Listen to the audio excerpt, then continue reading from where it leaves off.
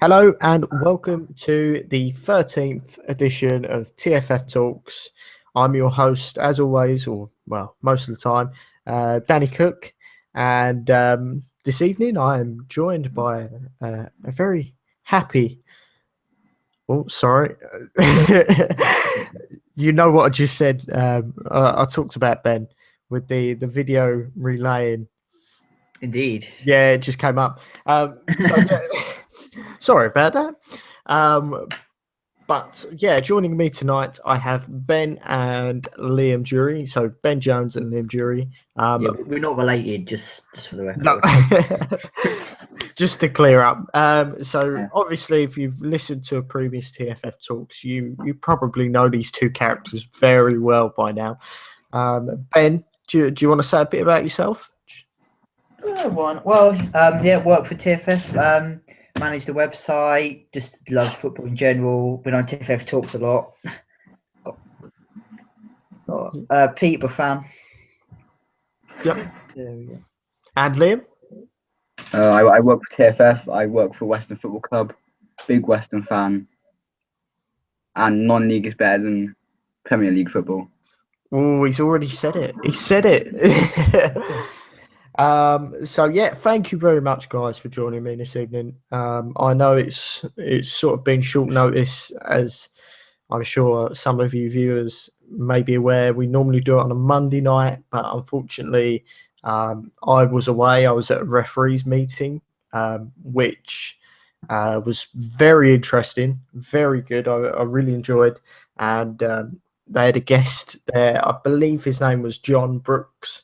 He is a football league referee, and he was a very nice guy. So keep your eye out for him. Top marks to him for his presentations and stuff. But yeah, so the plan was that Josh would cover, but unfortunately we didn't have enough people on Monday, so we're doing it tonight, which is lovely. So brilliant. Let's start off in the Premier League. Now, obviously, we've had an interesting bag of results over the weekend. Would you agree, lads? Yeah. Yep. Yeah. So let's just take a look at. I would like to take a look at Crystal Palace versus West Ham firstly. Now, obviously, West Ham beat Crystal Palace 3-0. Now, let's start off with Ben. We'll start off with the West Ham point of view. Is this really the start of a sort of run of form for West Ham? Can they build on this? I think it could be. I mean, they've always had the players there this season. I agree they didn't recruit well, but the core of players that they have there from last season are still good enough, and they should not be in a relegation battle. And then you've got the fact that this whole Payet situation. I think the club at the start season was very divided. Lots of negative opinions about the new stadium. Lots of people are saying, "Oh, it's the players' fault." Some say, "No, it's the board's fault, not players." Some say, "Oh, it's Bilic's fault." Less so on Bilic, but the fan base is really divided. And now this week, Payet's come out, said what he has, rightly or wrongly, and then whole fan base has literally turned on him and they've united, and it's kind of brought the West Ham fans together. And I think with the team putting a performance like that to give them something to cheer about, Andy Carroll coming back, who's a big player for them, especially with Zaza going back and Zaza being just dreadful. And then the fact that all the fan base is united again, especially this week, if they can keep that momentum going, then I definitely think this could be a kick on at the table for West Ham now. Liam, in terms of, obviously we're still on West Ham here. Yeah. How significant is that result, bearing in mind the Payet situation? I think it's a statement of intent that they're not just going to let Payet affect them. Yeah. And do you think maybe if he was included, they would have done better or about the same? Like, would he have made any impact on that? Do you feel, Liam? I think it could have done, but then if he was involved, I think he wouldn't have played to 100%. I think that's why Slavan Bilic didn't select him, because he wouldn't have played to his best of his ability. Yeah. Ben, how do you feel about Slavan Bilic? Because obviously he's caught in a very interesting situation there. What's your thoughts on his view? I mean, I feel really sorry for him. Like, Payet was so good last season, gave him a new 5-year contract. And he's like, Slaven Bilic is like, right, we've tied this guy down to a big 5-year contract. He's going to be our main player for the next few seasons. He's going to build his whole team around him. And at the start of the season, he just doesn't turn up. And then January he comes in on his door and says, no, right, I want to leave. It's kind of thrown like the whole season and all his plans kind of into jeopardy. So I feel bad for him, but I'm very surprised he came on record and said that what Pyatt said. Normally clubs don't like to keep it in the open, but I think it's brave, and I'm not entirely sure about it because there is no way back for Pyatt now. The West Ham board want to sell him, don't want to sell him, but there is no way back for Pyatt now. Pyatt can never play for West Ham again. So, Liam, do you agree on that? Like, is there any way back for Pyatt, or is it done and dusted? He's going. Well, we saw with Carlos Tevez a few seasons ago. Who, sorry? Carlos Tevez, did you say? Yeah. Yeah. Because he obviously went away, didn't want to play for Man City. And then he had a change of heart. He came back and he played a big part in their title-winning season. So maybe Pyatt could do the same, but keep West Ham up. That's an interesting example you used there, actually, because obviously Carlos Tevez used to play for West Ham. That's what I thought you was going to bring up, but no, that's a good point. Now, obviously, you've said that they want to stay up. What is their realistic ambition for this season, Ben? Like, are they going to achieve a European place, or is it way beyond reach now? Well, it's they're not a million miles away. They're really not, and there's a lot of teams who are performing under par this season. But I reckon Everton seem to have turned the corner these last few weeks, so now I reckon it will just be on them. But I think top half is definitely what they should be aiming for right now. Okay, and one final bit on West Ham, Liam. How do you rate Andy Carroll's goal in that game? Well, I think it was a very good goal because you wouldn't really associate that sort of goal with him. But, you know, Wayne Hennessy, he just concedes the best of goals, really. Yeah. Yeah, I think he conceded he conceded the Giroud one. Yeah. Was it the Mkhitaryan one as well? Yeah. And when it the Pyatt free kick last season. Yeah, it might have been. I saw a picture on Twitter doing the rounds that he's conceded 4 amazing goals. And you know what? It's that sort of when luck isn't going for you, it's against you, clearly. Yeah. And that brings us on to Palace. Now, obviously, Palace are on the bad receiving end of this defeat. Ben, where does Sam Allardyce go from here? I don't know, and I don't know if he knows, and I don't know if the club know because they've not. I think everyone expected him to come in and have an instant impact and pull Palace away, and they just haven't. And I think the obvious thing from the stats and what I'm seeing from them is the defensive situation, which is surprising because I thought that's the first thing he would do is get them tight at the back, but the defense has been terrible this season. But they're not really scoring either. It's quite a mess at the moment, I have to say. I am struggling to see how they get out of it, but I think the defense, he's trying to bring in personnel for the defense. That's probably the first place he needs to look at. Even if he adjusts the way they play in using the same personnel just to make sure they stop conceding goals. Now, yeah, you're talking obviously the defence point of view. Liam, as we'll probably go on to explain a little bit later on with the FA Cup replays, Christian Benteke bagged twice, I believe, for Palace midweek. How big of a player will he be during their relegation scrap at the moment? I think he's going to play a big part because he's one of those players that on his day he can score a lot of goals for you. Yeah. Because he can run and he can hold the ball up as well. He's got that sort of dynamic about him that he can do everything. But I think it's just not worked out for him since he left Aston Villa. Yeah. Would you say maybe the price tag is getting to him, Liam? Or is it just, I don't know, he's just not in form, things just aren't working?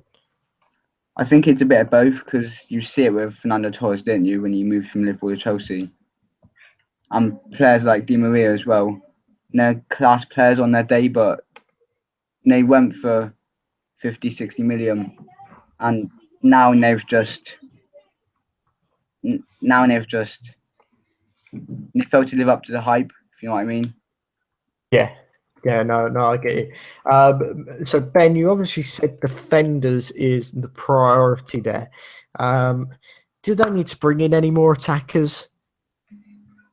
Yeah, I think so as well, because Benteke is a good striker, and obviously historically teams who have goal scorers do stay up. But if Benteke gets an injury, you'd be looking at Remy. He's not played much this season. I'd still like to have a third option as well because Connor Wickham's out for the season.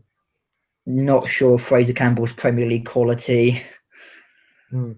Yeah, Well, actually, just on that, I've seen a few vague rumours suggesting that Fraser Campbell's on his way out, which I understand is a shame as well, because obviously, like, you want the players to play, but he's young, he still needs some games, and that's a problem. Yeah.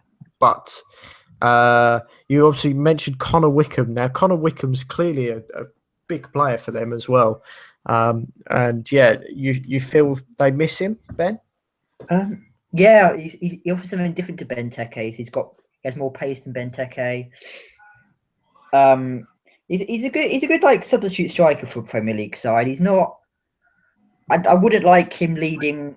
If I was a Premier League side, I wouldn't like him to lead the line on his own for my side. But I think just to have him around the squad, to come off the bench and start the odd game, he'd be a good option. Plus, he has a history of end of the season just scoring lots of goals to keep a team up. Like usually in around April for Sunderland, he just turned into like Messi for about 4 weeks and like keep them up. Okay, so we've had some comments sent in. Thank you to the guys who are watching us live on YouTube. If you're listening back as a catch-up on Audio Boom, thank you for joining us as well. You can obviously hear all the previous ones via YouTube or Audio Boom, so do go check them out. But yes, if you are listening live, you can send in your questions, your thoughts via Twitter or on the YouTube chat section. And we've had some great ones come in. Melvin is part of TFF, I believe, if this is the right Melvin. Melvin K. The name sounds familiar. So yeah. Unless he apologises and it's accepted by the club and fans, Pyatt's not playing again, in my opinion. And Alex Crofer, obviously the Lord himself, Alex Crofer, is listening in tonight. So hello. He says he agrees with Melvin on that one. And Melvin once again comes in and says that the goals were apparently Dele Alli, Nangolian. Okay. Nainggolan from the Euros. Yeah, remember that one? That was a cracker. Yeah. Pyatt and Carroll. Yeah. And David's listening in as well. And David says that Palace need Mark Noble. He is a Sam Allardyce player. Ben, would you agree with that? I think Palace would definitely take Mark Noble. West Ham would never sell him, but definitely if Mark Noble did come on the market, I think most Premier League sides should be going in for him. Quality player. that was going to be my next question to Liam. So, would West Ham sell? That is Alex Crofer who sent in that one. So, would they sell? No, Noble's their captain, and No. in my opinion, Noble should have got a chance with England, but he's getting to that age where he probably won't because he's getting too old now. He's approaching his 30s. He's going to struggle to get into the England side now. Okay. I mean, he's Mr. West Ham. They just can't sell him. Yeah, I was going to say, I think from his personal point of view, I can't see him going. I think, he, as you say, he is Mr. West Ham. So can I quickly jump in with something? Go for it, go on in. I've heard that Crystal Palace are interested in Carl Jenkinson. How would you sort of view that? Do you want Ben to go first? Yeah. I think that's he's a decent enough player. Obviously, he's not quite Arsenal's quality, but I think, you know, with Pep Suarez out, fullback's not a great area for Palace. So yeah, I definitely think he could improve the side there. He played well at West Ham, of course. I think 2 seasons ago now. Yeah. When they managed to qualify for Europe, he was very good for them, I thought. So yeah. So yeah, you saying this is for Palace, right? Yeah. Yeah. Yeah. I mean, he's clearly a good player. He needs his game time, and I don't think he's getting that at Arsenal. Correct me if I'm wrong, but I don't think he's getting a look in. So yeah, I think that's a good move for all parties. So, and just one more on that whole would West Ham sell Mark Noble and all that. David came in to reply to that saying, looking the position they're in right now, no, but Palace should look into him. Okay, so I don't know. I'm assuming that's going to be about Mark Noble, but I could be wrong. But anyway, we've got more comments, but they'll come in a little bit later on. We shall move on because we've got lots to talk about. So we are still obviously going to be in the Premier League. One of the teams that had a particularly very good weekend was Everton, who absolutely spanked Manchester City 4-0. Let's have some gut reaction to the initial result. Liam, what did you watch the game or did you see the result? I saw the results and I saw the result in the highlights. Okay, now when you saw the result, was you really surprised or was you like, it's Man City this season? Everton's a good side, and Man City are a good side going forward, but their defence is just woeful this season. I think Claudio Bravo is just he's not a shot stopper. He's just a sweeper keeper who plays with his feet, and he can't keep them out of the net. Okay, that's a fair point. Wouldn't you say that Manchester City would be better with Joe Hart in goal than Claudio Bravo? Like which one? Yeah, Joe Hart. Okay. Ben, if you're there, what do you think? Did you see the game or did you see the result? I saw the result. What was your gut feeling? 4 was a lot, but I wasn't surprised they lost. I just think, their squad is just such a mess at the minute. And I mean, yes, Guardiola came in the summer, but he did have the whole summer to evaluate, and he's got all the riches he could possibly ask for available to him. And they've just put together this side. It's just Otamendi looks so error prone. So does John Stones. I think all their fullbacks are over 30. Zabaleta is 32. Let me just check that. I think he's 31 or 32, right? Yeah. He's played fullback all his career. He's never been known to having much pace and being very mobile anyway. So he's suddenly at 32, he thinks centre midfield could be his new position.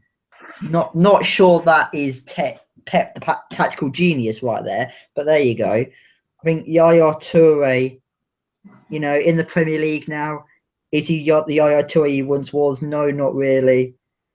David Silva's getting quite old now. He's still a quality player, but if you don't put the right people around him, yeah, I just think from looking at the starting lineup, there's probably only about Aguero, De Bruyne, Silva that City should actually keep in their side. Yeah. And Liam, I mean, I don't know if you've seen some of the press conferences by Pep Guardiola, but I mean, he just looks an absolute beaten man at the moment. He looks absolutely absorbed of all energy. Liam, is he losing it? I mean, is the Premier League taking it out on Pep Guardiola? Well, it's a new league to him. I'm not making excuses for him, but I think he's had time to adapt, which he should have done by now. They started off well, but they've just Man City have just started to lose their quality and their edge, and I think now that they're losing form, it's just going to get worse for them. Yep. Good point. Ben, do you share that view? It's a tricky one because I've always said, because I've never been 100% sure about Guardiola. I've always said I'll judge him when he has a challenge, and this is certainly a challenge. I will give him the benefit of the doubt till the summer, see what he does with his squad in the summer, because to a certain extent, he couldn't just come in straight away and buy like 8 or 9 players like they need. But I do think the way they've been performing recently, even with the players they've got and what we've just said about them, they're not performing well enough at all. Yeah. So let's flip it now. We've obviously talked about Man City. We've got to move on. We have one quick comment just sent in by Melvin again, who's watching on the YouTube section. Anyone else watching live, send it in on YouTube or Twitter, and we shall read them out.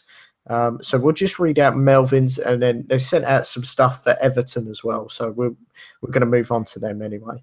But he basically put, there is no leader in the defence since Company's been out. Yaya is the closest to that, but not useful for defensive stability. Ben, do you agree?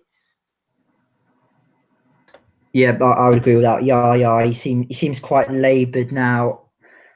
I just think his best days are gone, and I always thought even Yaya Toure at his prime, at his best, was always better running forward, like charging through the midfield and like starting attacks. I always thought that was more his game than defensive mid. So yeah, I would agree. Okay, and Liam, what do you think? Yeah, I share the same view. I think 3-4 years ago, when Yaya Toure always got the ball in centre mid and he just charged forward. I think he used to get 20 goals a season in the Premier League, but now he just struggles to hit the net when he's playing more defensively. Yeah. So we're going to flip it now because we've got to talk about Everton, because obviously they were on the right end of that result. Now, Liam, how impressed were you with Everton's? Well, as you said, you've seen the highlights. So how impressed were you with what you saw in that highlights package? I was majorly impressed. I think Everton, they just took the game to Man City, and Man City couldn't cope. One player that did impress me was that Tom Davies in centre mid. He just looked like he could be the next big thing. Now, Ben, did you see Tom Davies? I did, yeah, very very impressive. What do you make of him? Because I think he broke on the scene. He broke on the scene. I remember watching the game. It was, I know, Tottenham. Were they playing Tottenham or something like that? It was on TV. I remember seeing him bring him on.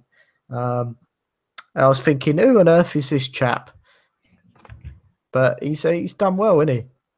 Yeah, he's done well. Scored. I think he got the assist as well for the fourth goal. No, he looks a proper play. You know, Everton look after him. Obviously, if he performs well in about a couple of weeks' time, there's going to be idiots calling him to be in the England squad. If you don't put that kind of pressure on him, just let him develop. Yeah, I think he will be a great future for England in the future. So if he does play well, I don't expect loads of people would start calling for him to be in the England squad anytime soon. But Oh, you got leave him alone and let him develop. you got to love English football culture, and yeah. Can I just say Yeah. something on that quickly? Yeah, go for it.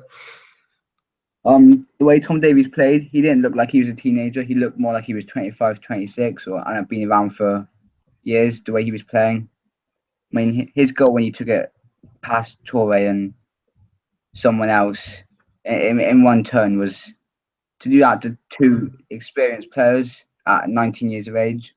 That's just impressive. I mean, I think I could be wrong, but I think he is 18.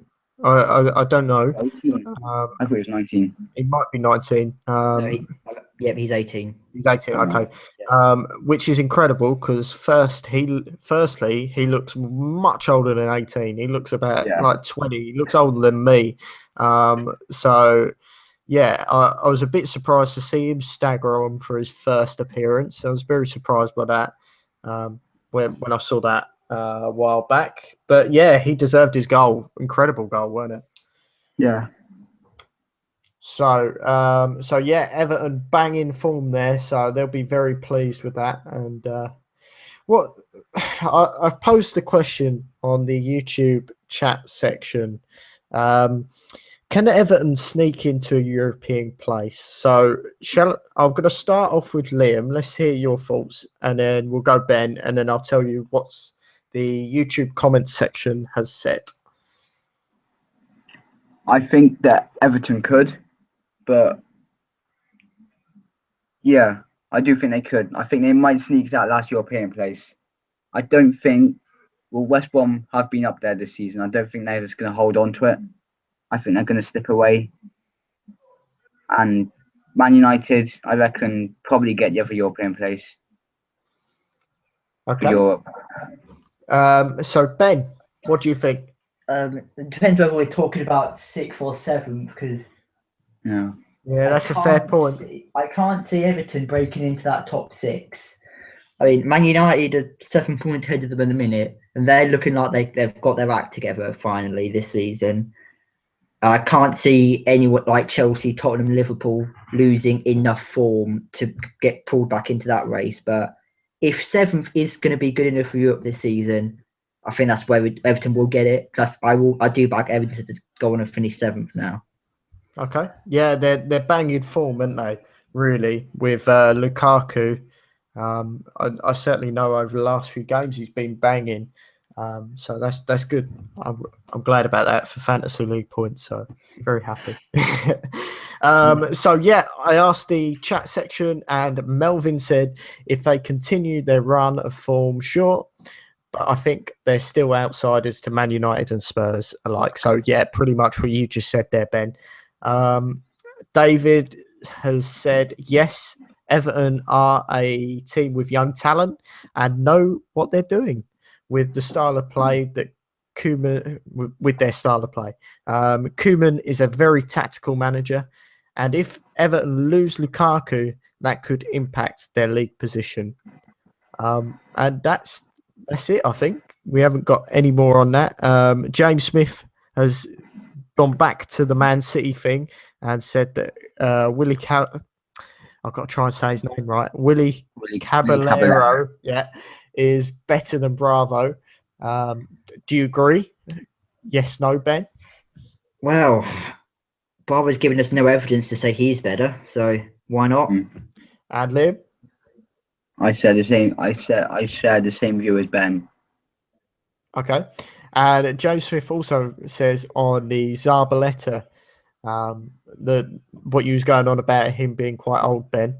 I believe it was you anyway. He says it doesn't matter about age with Zabaleta, so I think he clearly rates him, and I don't blame him. I'm not saying like for his football ability, but I mean for a new position. Like he's 32 now, is not the time to move him into a new position. I get what you're saying. Yeah, but what about Ryan Giggs? Didn't he go through the same sort of procedure, but from like left wing to centre mid as he got older? I think that's a bit different. Like the role, the skills you need as a right back to moving into centre mid I think it is a lot different. And plus, he wasn't like accomplished in his position as Ryan Giggs. Ryan Giggs was like a Premier League great. Zabaleta is a good player. He's not a great player. He's a good player. So. Okay, well, we will have to debate that another time because we seriously got to move on. I think we're around the halfway stage. We started a little bit later than what we normally started. So obviously you are listening to TFF Talks. This is the 13th edition. It's sponsored by Classic 11 shirts and brought to you by Crofer Media. Any comments, any questions, anything you want to send in, please do via Twitter or the YouTube chat section, and we will read them out in the remainder of the show.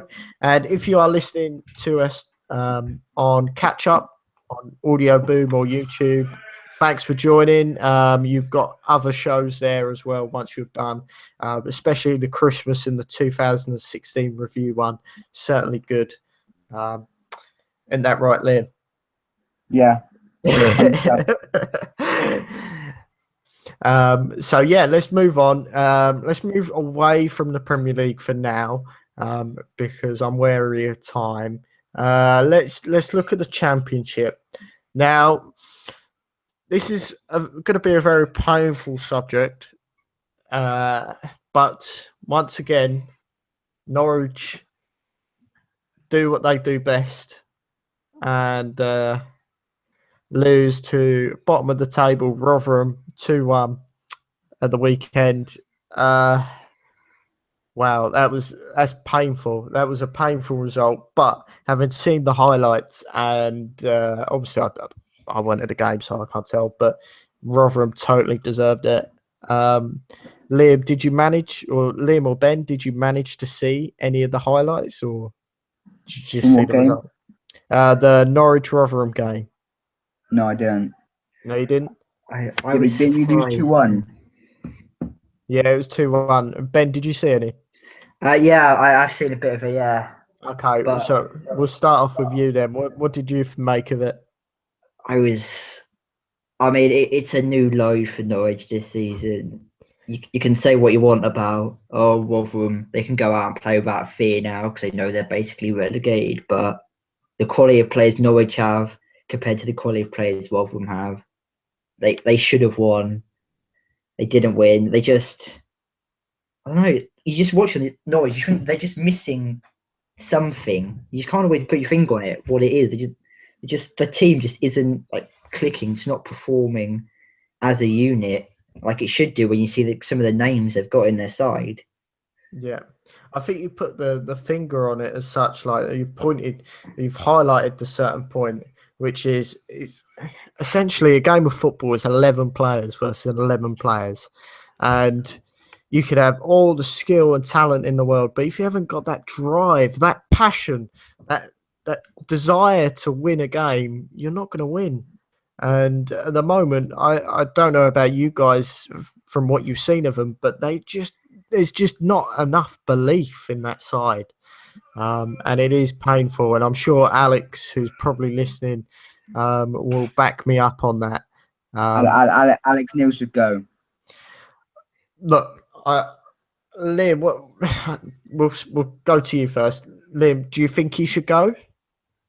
Yes, because results haven't been good enough. Okay, I would agree to some extent. I like him. I think he's a quality manager, but something is not right at that club. Something, as I've said for weeks now, is psychologically not right with the players because there's just no way they should be just turning up to games and just dishing out the same performances week after week. It's painful. It's painful to watch. And well, it's going to be interesting when they play Wolves this Saturday, Ben. That's for certain. Wolves they're in a similar old position, but yeah, you certainly wouldn't go backing Norwich to win it. No, and Liam, I don't know if you realise. Do you know the Wolves boss at the moment? Do you know who that is? Paul Lambert. Yes, and obviously for anyone former manager, very much idolised by quite a few fans for his successes. And very famously, do you remember when he was appointed the job? What match was before that? Didn't he beat them 7-1 with Colchester? Then he joined them. He certainly did. So I've seen a few tweets flying around hoping that a similar result will occur. I mean, look, it's not going to happen. Even if they did thump us 7-1, he wouldn't join back. Not at the moment, anyway.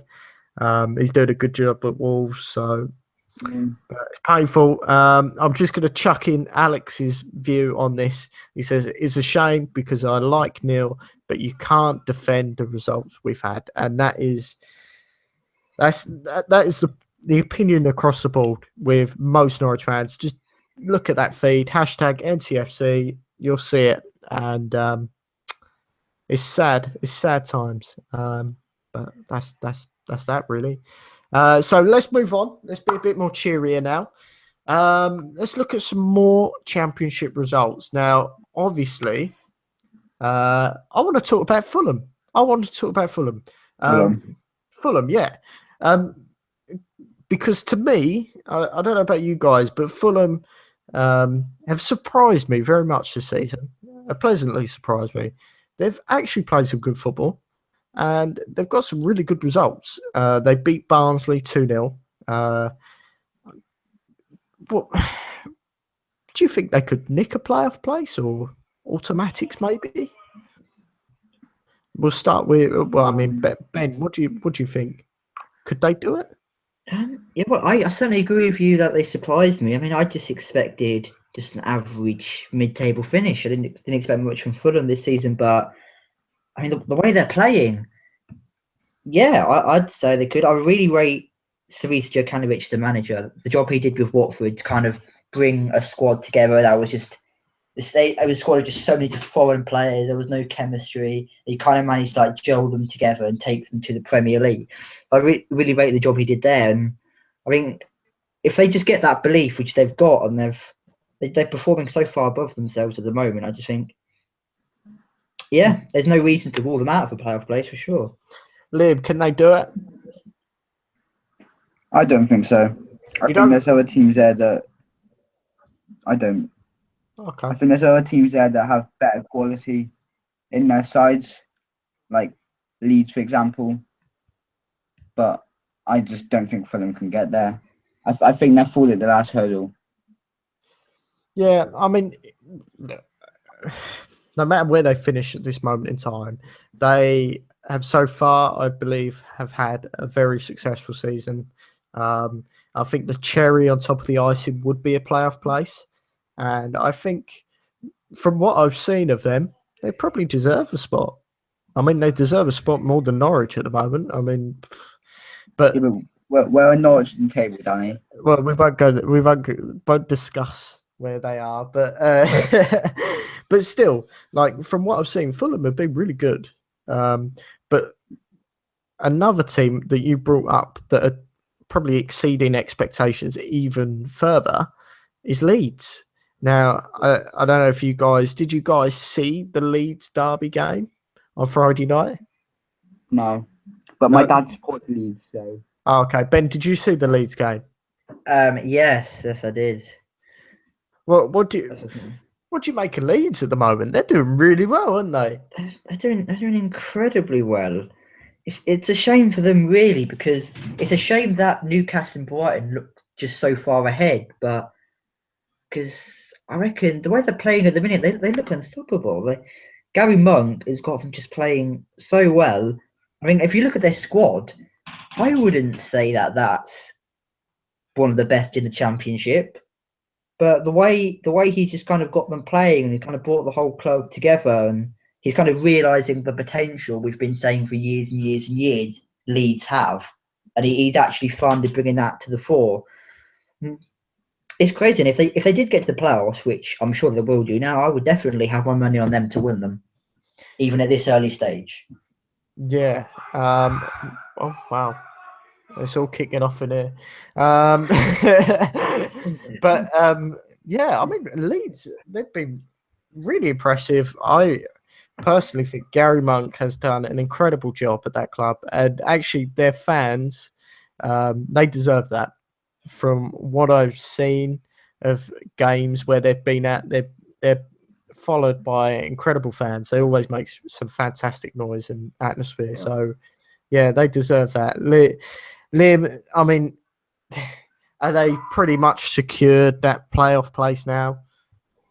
I wouldn't say secured because there's still Okay. 3-4 months to go. What? But Like, okay.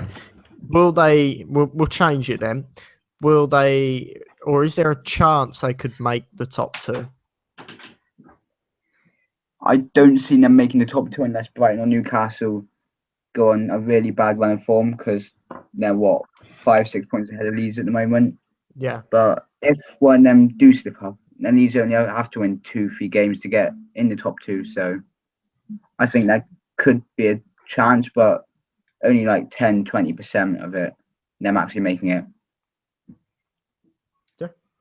I was just literally, whilst you're speaking there, trying to check the results. So I'm trying to wonder why on earth our flat just erupted with noise. I assumed they were watching football, but there's no English football games on by the looks of it. I could be wrong, but nothing coming up. But yeah, as you said, like, Leeds have done an incredible job. So Gary Monk will be very pleased, I think. Very pleased. Yeah. Let's talk at the other end of the table quickly. This will be our last one before we move on. Now, David, who runs works TFF Wigan. Yeah, who runs with TFF Wigan, and he's messaged in. He's asked us a question: will Wigan survive? We have won 2 on the bounce. Let's start with Ben. Do you think they can survive? I reckon they can. And I know David, I'm sure, will be happy to hear me say that. I think for the situation Forest are in now, their takeover's just collapsed. They're looking for a manager. They're not looking great at the minute. And you've got Burton Albion, who I've not seen much from in recent weeks. So they're two sides there that Wigan should definitely be looking to overtake. Have they got the quality? Maybe they can just scrape ahead of Burton, assuming Blackburn don't pick up. Or I'm not sure. I'm going to say that if anyone gets out of it, it's going to be Blackburn over Wigan. No, I'm sorry. So no, I changed my mind. I don't think Wigan can stay up. Okay. Well, it's funny you said about Burton, because obviously I don't know if you realise, they beat Burton 2-0 at the weekend.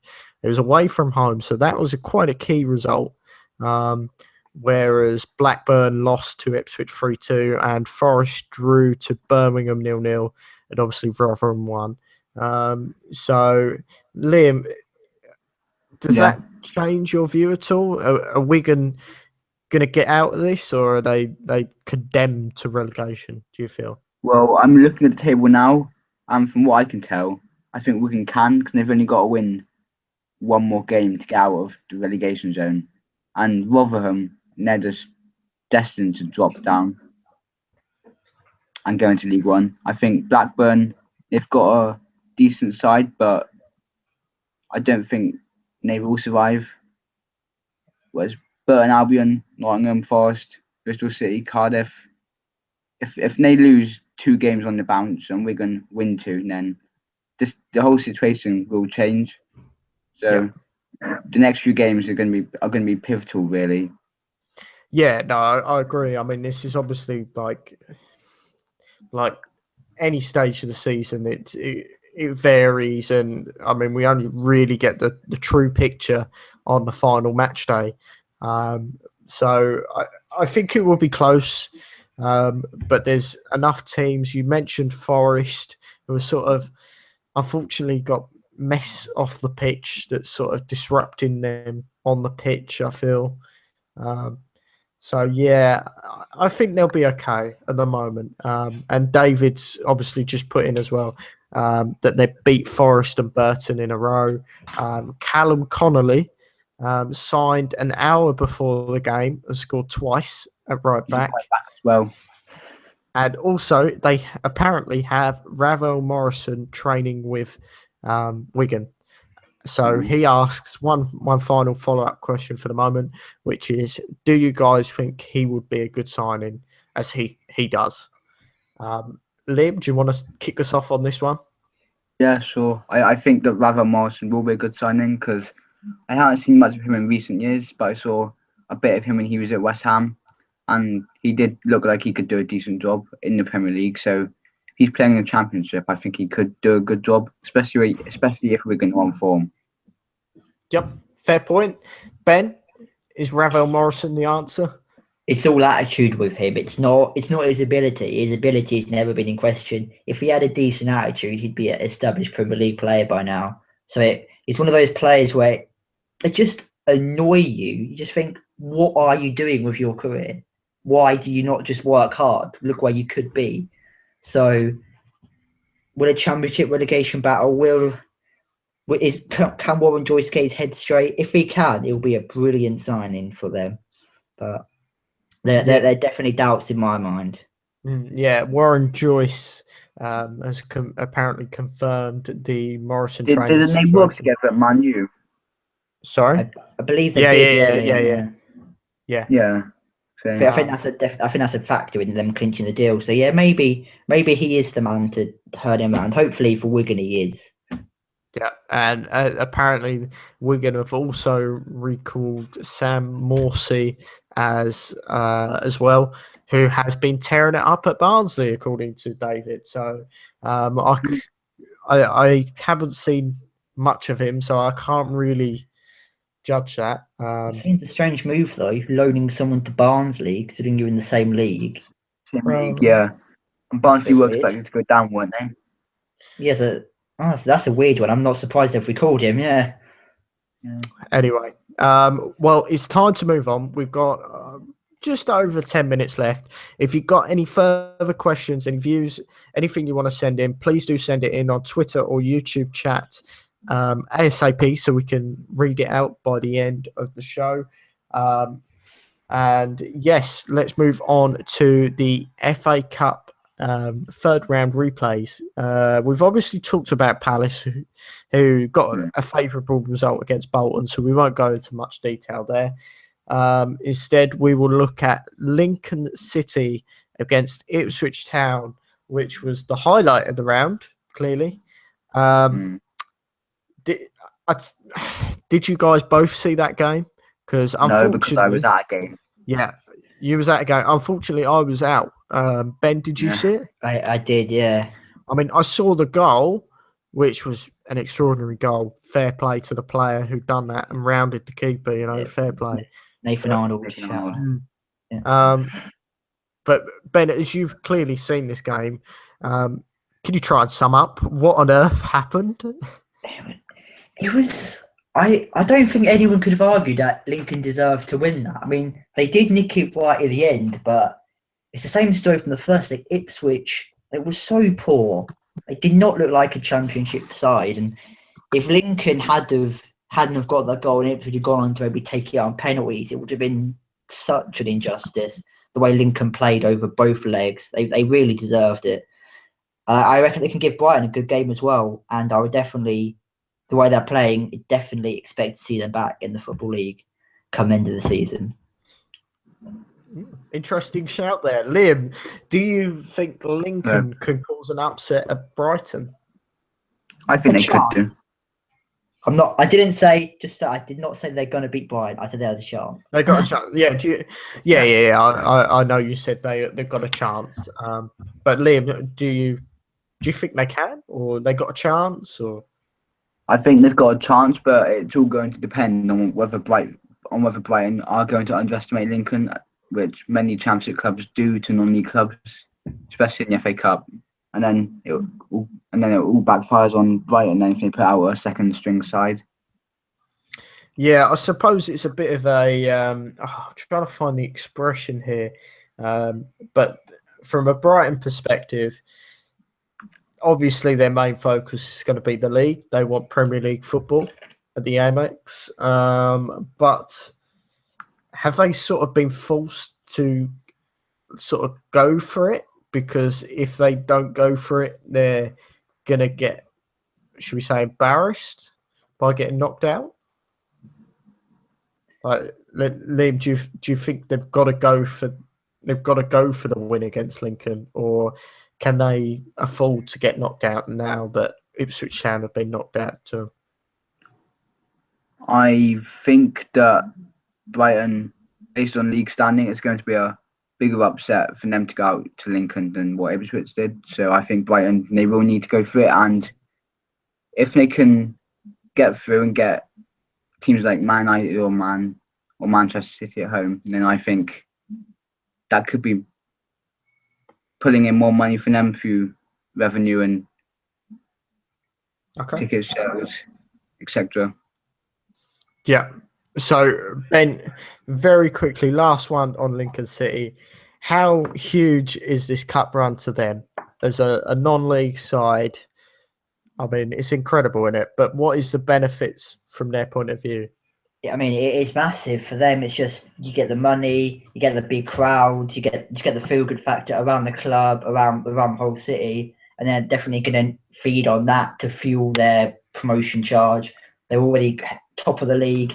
If they just keep this momentum going from the FA Cup run, a big win against Ipswich like that, definitely going to help them in the league. Okay. Yeah, thank you very much for that, gents. Just to conclude the FA Cup third round fixtures, you had Southampton, who beat Norwich in, I believe, stoppage time.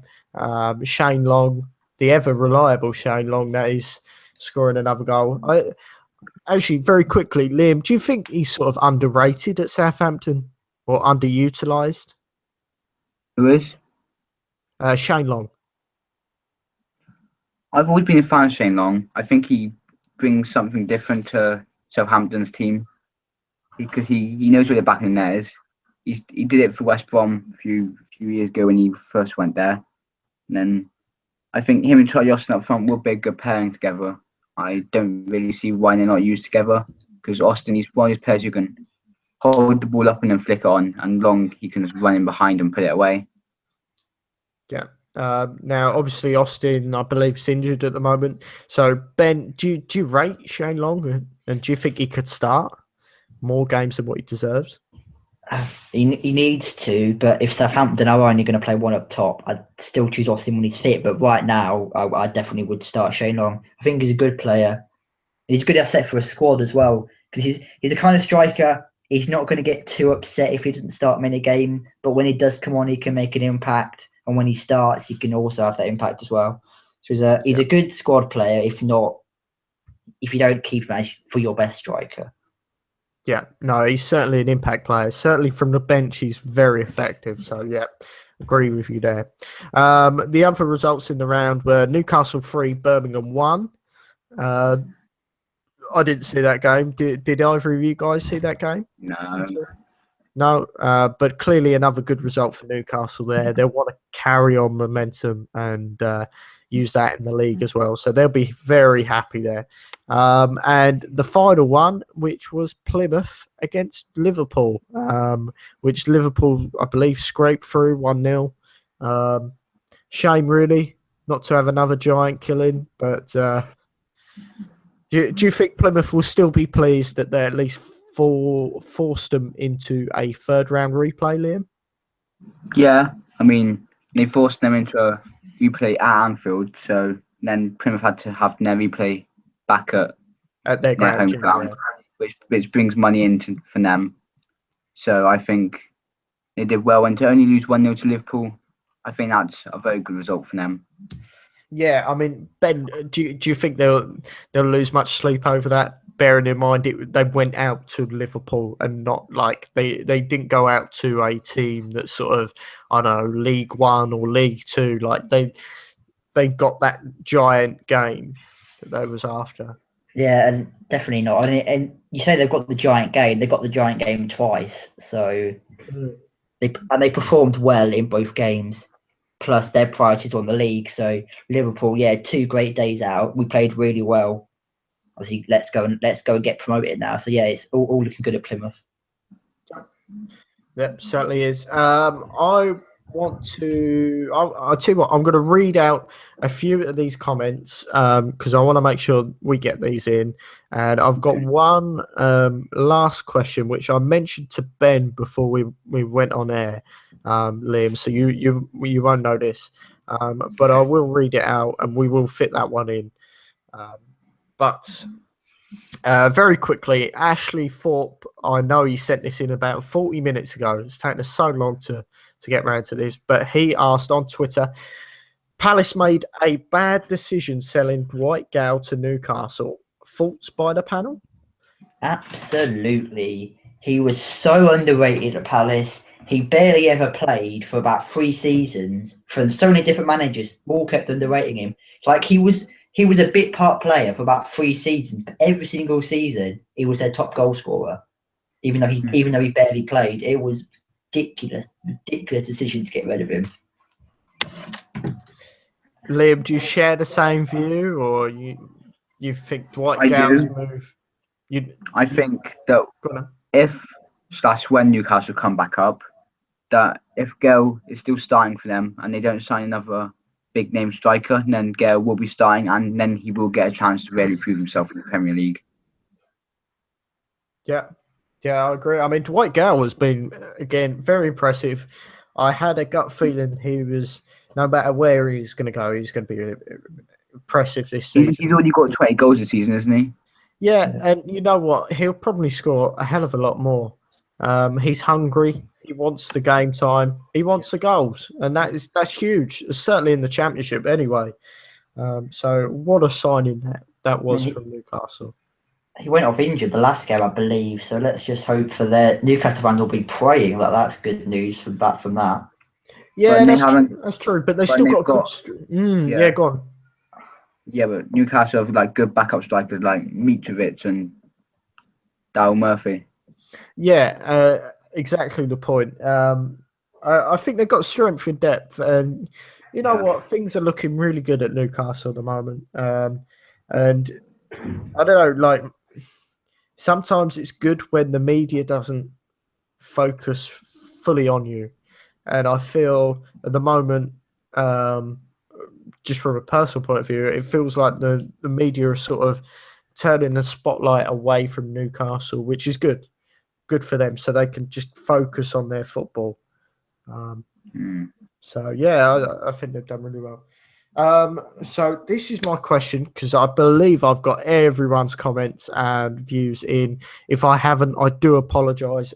Please send them in. We'll get them in for next week's show for certain.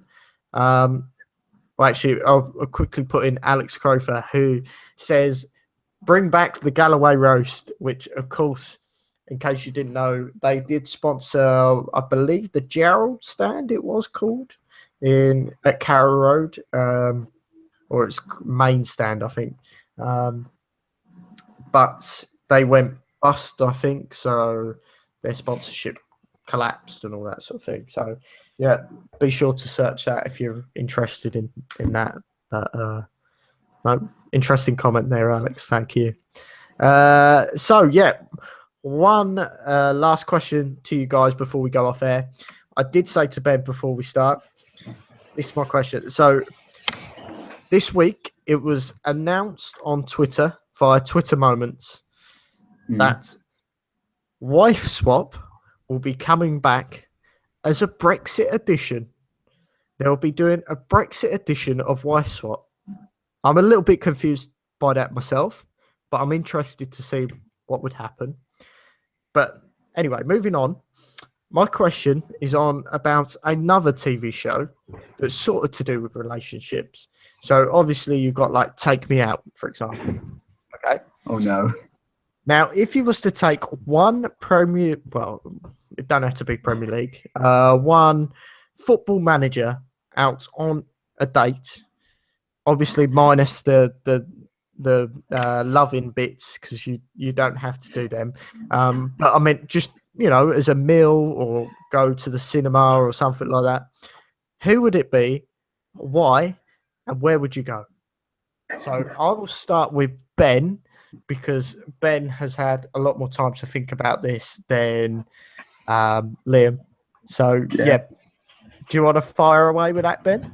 Well, if you want to go on a date with, if you want to go out with a manager, you got to choose. If you want a good time, you want someone who's going to take you somewhere really expensive, who's going to pay completely over the top for whatever you're getting, who's going to like just throw money at it, give you a really good time.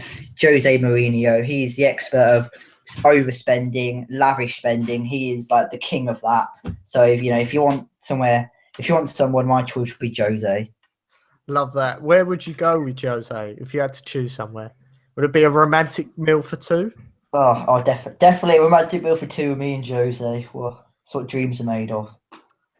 Nice one. Liam, have you thought about who you take? Well, I'm getting Alex Crowther listening. Trying to you're going to take Alex? No. He's putting stuff into my ear about who I should take, but he's saying a player, so I'm going to go for Jurgen Klopp because he's a funny guy and he says the most bizarre things. Just be a good time out. Oh, okay. Where would you take Jurgen? Where would I take him? You can have some time to think about that if you want. I take him to the theme park. Okay. You're taking him to the theme park. So we've got Ben who's taking Jose to the romantic meal for two. Liam who's taking Jurgen to the theme park. I'm going to take Ian Holloway to the bingo. I am going to take him bingo because I think Ian Holloway would be a right laugh. He seems like a top bloke. It was a toss-up between him and I'm trying to think who else I had. It was someone else, a bit mavericky, bit of personality. You got to love a bit of personality in your dates. So, yeah, that's why I'd take him bingo. I bet he'd come out with some interesting expressions. So that'd be good. Let's very quickly then, before we disappear, David asked one last question. Here we go. It is quickly thoughts on, I believe, Jermaine Pennant joining Bury. Well, it just says Pennant, so I'm going to assume Jermaine. Yeah, I could be wrong. Jermaine. He's moved to Bury, how do you say it? Yeah. What do you think?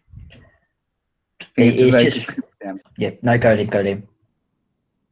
Yeah, it's a very good coup for them, I think, but he is just a player. Like, you get players like that dropping down all the time. Like Nicky Sori's now playing in the Conference South, same level as Western, and he's played for England's senior side. It's crazy. That. What? Yeah. So, I mean, players like that have just gone down further. Yeah, and Ben.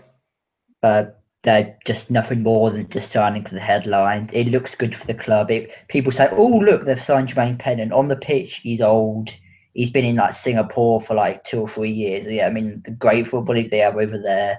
I don't expect to see him doing too much. I don't think League One defence is that much to worry about. Okay, we got one more.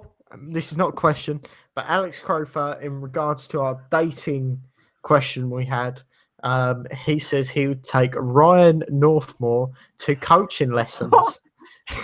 That's some great banter there.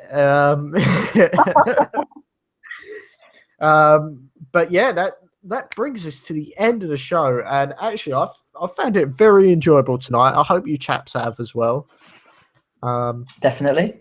Which is brilliant. And obviously, if you listened and if you've been following along live or if you're listening on repeat, I hope you have as well. Please do let us know if you have. And yeah, I mean, it was a bit chilled out, a little bit different, but I think it was very successful, very enjoyable. So thank you for everyone who joined in, and especially those who sent in comments via Twitter or YouTube. Thank you very much. Lastly, thank you very much to my beautiful panel of Liam Jury and Ben Jones. Thank you, guys. Thank you. Pleasure. Yeah, a pleasure to always have you guys on here. So thank you very much for coming on at short notice. You have been listening to the 13th episode of TFF Talks. Of course, there's plenty more you can catch up on a whole 12 other episodes you can catch up on. So do go check them out. But yeah, you've been listening to TFF Talks, sponsored by Classic 11 Shirts and brought to you by Crowford Media.